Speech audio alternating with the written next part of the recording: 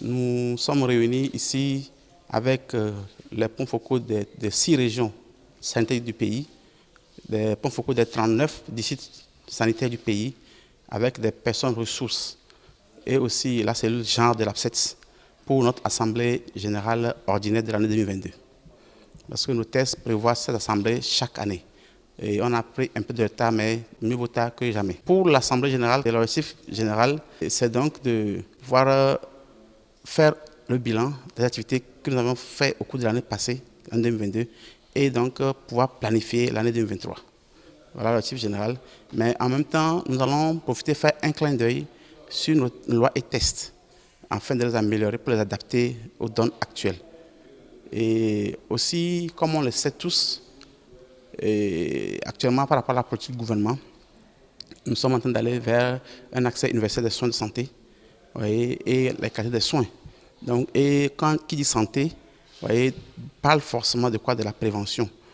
S'il y a pas, on n'est pas dans un environnement sain, donc pas forcément, on ne peut pas garantir la santé de la population. Donc il faudrait, donc, comme on l'a compris, notre domaine est un domaine technique, un domaine phare pour pouvoir garantir la santé de la population. Donc nous sommes là ici pour partager ensemble les insuffisances qu'on a eues au cours de l'année passée, voir comment maintenant être plus présent sur le terrain auprès de la population, dans les ménages, donc pour faire des prospections domiciliaires, c'est-à-dire que voir quelle eau les gens prennent. Donc leur sensibiliser par rapport à comment traiter l'eau avant de la boire pour être en bonne santé.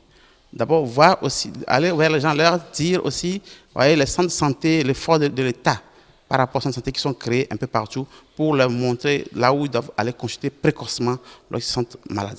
Aussi, en allant dans les ménages, le service d'hygiène que nous sommes, le technicien que nous sommes, nous profitons en même temps de voir est-ce que les enfants sont vaccinés. Et on voit en gros tout. On regarde d'abord l'hygiène de la maison, l'hygiène corporelle, l'hygiène vestimentaire et tout ce qui l'accompagne. Donc, en même temps, donc, on fait une intervention holistique pour faire quoi? Pour garantir la santé des populations. Nous voulons être présents pour que la population elle-même témoigne que le service d'hygiène vraiment existe et a repris. Voilà pourquoi donc nous lançons un appel solennel à tous les techniciens à tous les niveaux, qu'ils soient dans son ressort territorial ou sanitaire, que chacun fasse un effort, bien que très occupé, qu'on puisse donner donc un temps à l'hygiène et à la santé pour lequel nous sommes formés. C'est pour ça qu'on nous a formés.